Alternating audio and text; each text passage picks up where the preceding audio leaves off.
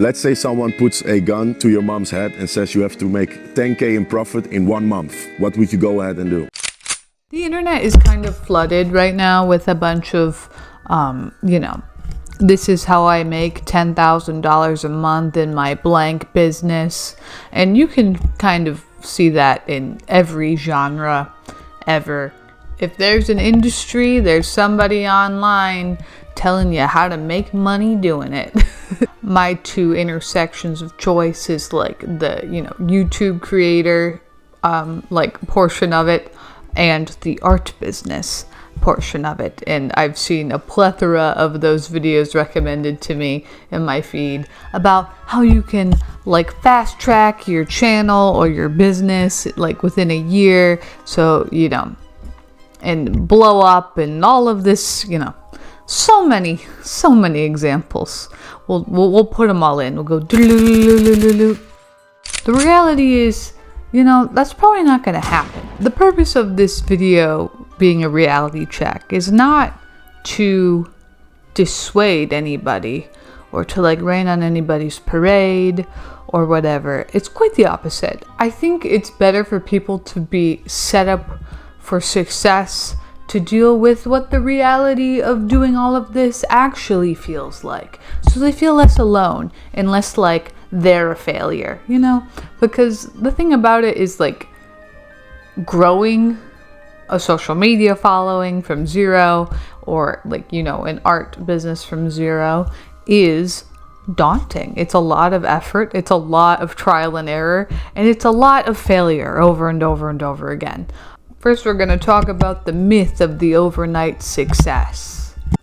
There's this thing called survivorship bias occurs when researchers focus on individuals, groups, or cases that have passed some sort of selection process while ignoring those who did not. Usually where one person succeeds, there are hundreds if not thousands of people who don't, who just quietly fail in the background. And often artists who are currently very popular and who are succeeding in the social media space have been doing this for many years and have set themselves up to be successful. There were years, where people didn't watch them, weren't as good at their craft as they are now. That's just how it is. That's just how it goes. Don't compare yourself to anybody you see online on social media. Everyone's life situation is different and it matters a ton. There are hidden trade-offs to every different decision in life. A lot of people start social media when they're younger and they either live with their parents or roommates, or they don't have many different responsibilities and stuff, and they have more time to work on stuff. Some people create and work on their stuff outside of a full-time job, so their time is super limited. Some people, like me, have kids. In my situation, I get to stay at home, but I'm also looking after a 2-year-old. So I don't have as much time as I would love to work on stuff, but I am home all day, which is convenient for a lot of other things. So every decision in life has a trade-off. And because I'm staying at home, not working a normal, consistent job, the amount of capital I have to invest into things to for my business is way less than somebody who is working a full-time consistent job. Comparison is pointless, okay? This part is going to be talking more about the social media aspect of creative online businesses.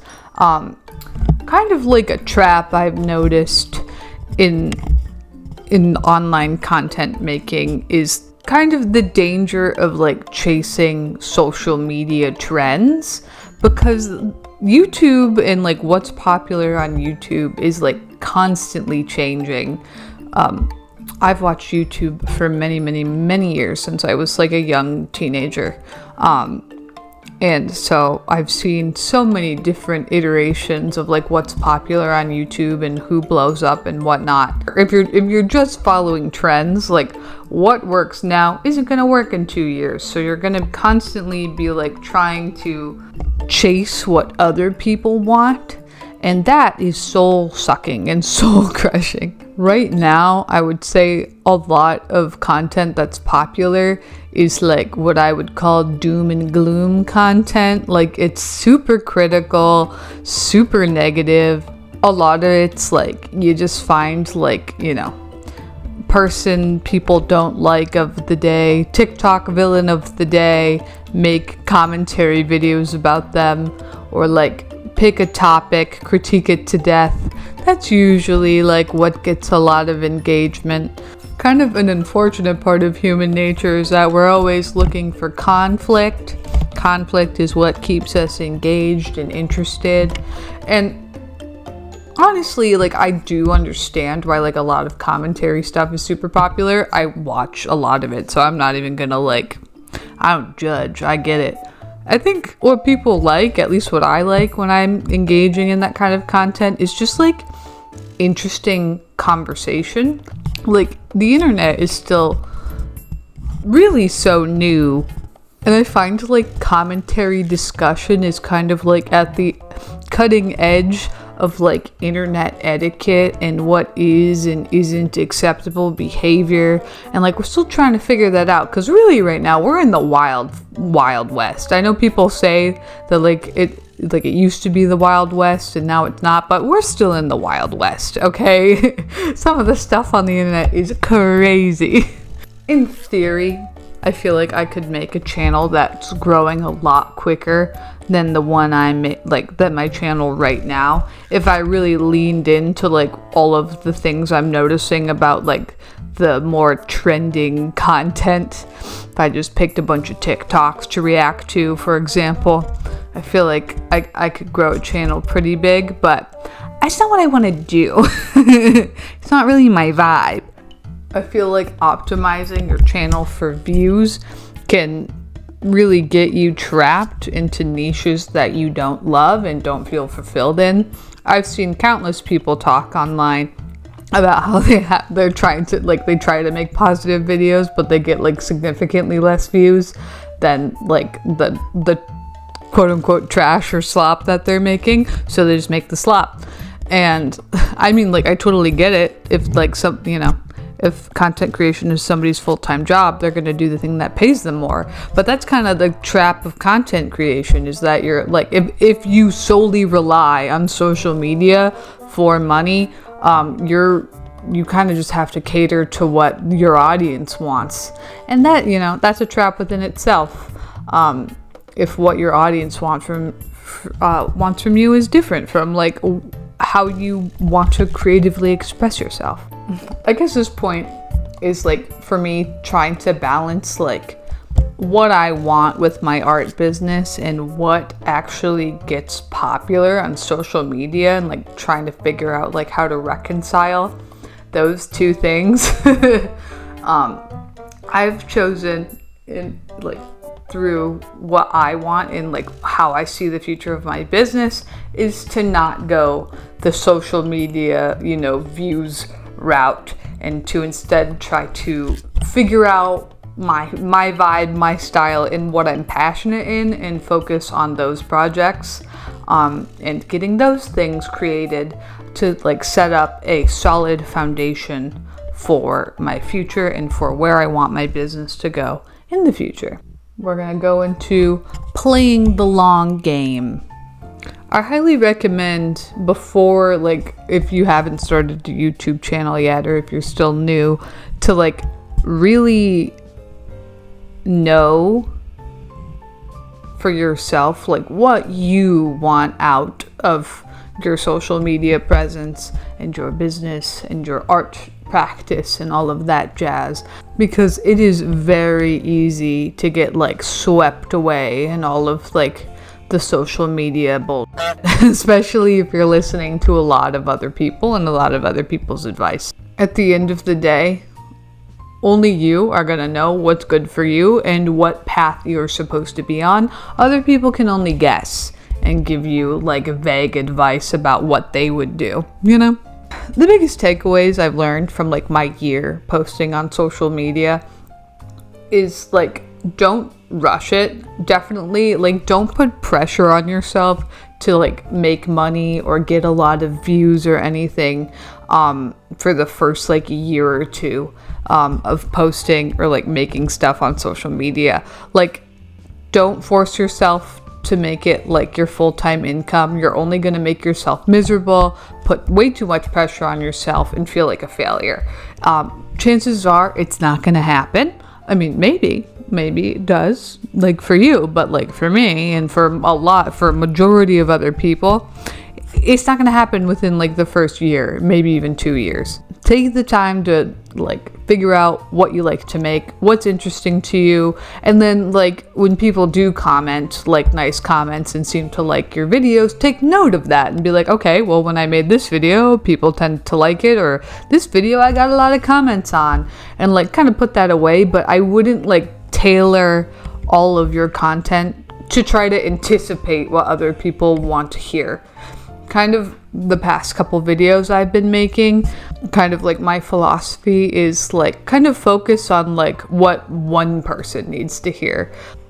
And I've gotten pretty good results with that, at least for me. Remember that social media is a tool, not a business model. So don't put all of your eggs in one basket. Don't rely 100% on social media. I watched a video about kind of like an art commentary YouTuber who's talking about like her experience being a content creator, like an art commentary content creator. With her videos, she can't rely 100% on ad revenue to support herself. She has to get sponsorships, and because of that, like, she kind of finds herself trapped in like her like this certain niche of like repetitive commentary topics. Because each video has a sponsor, she needs to be able to like guarantee a certain amount of views, so she needs to stick to a very like specific niche, or else like the videos won't get as many views from her audience. And that can be like a tricky thing to deal with as a content creator that a lot of people don't think about. So like me personally, I don't ever want to rely on YouTube for my only source of revenue. That's why I'm also creating products and original artwork. Don't be afraid to start small. Like, everyone starts at zero. Okay, so like I know it can be embarrassing to post in the beginning because you don't know what you're doing and nobody cares, and like it could be like, oh, like when you start you just want to skip to the part where like you're a professional and everybody loves you, everyone knows what you like, knows about you and like cares about what you make, and like you're already successful. But the fun part is building there and like figuring it out your way along the way. Enjoy the process of figuring out what the hell you're doing. It's kind of fun. Like let it be like a fun building process instead of something like stressful and like that you're putting too much pressure on yourself. It's not fun if you put pressure on yourself. It's like a nice, fun, creative outlet. Everyone's favorite part of YouTube was when it was just like a bunch of people having fun on the internet, being passionate about stuff. Like, that was the quote-unquote golden age in the beginning of YouTube before monetization. And that's what everyone claims that they want, that they miss. So my hope is just to like, make some fun, uplifting, happy content, and then eventually when the tides turn and people get sick of misery, that people can have fun again and they'll start watching fun, interesting videos again. And one can only hope that it goes that way. Like, the thing about like social media is like you're building an audience based on like what you post, no matter what, basically. So like if you're constantly posting stuff that like it's not really your thing, but you're posting it because you think other people are gonna like it, like eventually, sure, you'll have a big audience, like say in a year, but it's gonna be a big audience based on stuff that you don't like. Like, if you build an audience based on something you're only like kind of interested in, or you only posted about it because you thought people would like it, like you're gonna feel empty. And when you try to pivot and do something, like half those people aren't gonna want to watch like the content you actually want to do. So just start out doing the content you actually want to do, even if it's a little weird, because eventually you're gonna start finding your people will start trickling in. You know, it won't be huge and it won't be overnight. Post constantly and like have like a nice niche cult following. Like I think like that is probably like the most successful you could be. A small but interested fan base, or like, you know, follower subscriber base, whatever the word is. Because really, at the end of the day, the thing that's going to grow you the most is consistency. Just showing up every week and doing what you do best. There's a lot of people online that are going to like, that offer you like, oh, if you just like buy my course, or buy my ebook, or buy my blah, blah, blah, blah, blah, blah, buy this book. You're gonna, you know, I'll give you all of the steps and strategies to build your online business and blah, blah, blah, blah, blah. But like, you don't want like to be a template. You don't want like an online cookie cutter business. You want to make something that is authentic to you, to build up something that feels like you, that has your essence to it. And that's how, like, you know, you stick out and you be unique, because a lot of stuff on social media just feels like the same bland thing, copy and pasted over and over again. And the only way to be unique is to tap into yourself and figure out the weirdo that is, you know, that is right here in front of you. Just one closing thought is that everything gets easier the more you do it. It used to take me forever to edit one video. Like it would take many days of editing to like finish a video and post it. And now it takes me like no time at all. Like you get, like everything feels like swimming through molasses in the beginning, because you don't know what the hell you're doing yet. But if you just keep doing it and stick with it, it all becomes easier.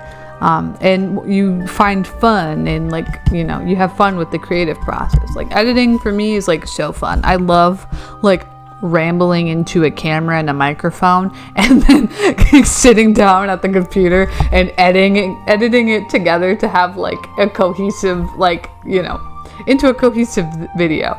I've definitely found a lot of fun into it, and I'm trying to have a lot more fun with it, especially right now.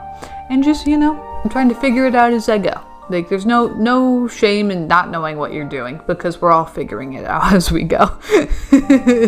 Yeah, the goal is to learn how to listen to your own internal guidance system and not rely on the voices outside. It's just a bunch of chatter. And if you listen to the wrong voices, they can really derail you. So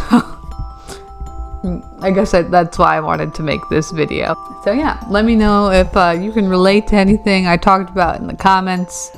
You know, life's crazy. We're all just trying our best. There's no need to be hard on yourself, you know? So I hope you have a wonderful rest of your day, and I'll see you in the next video. Bye bye.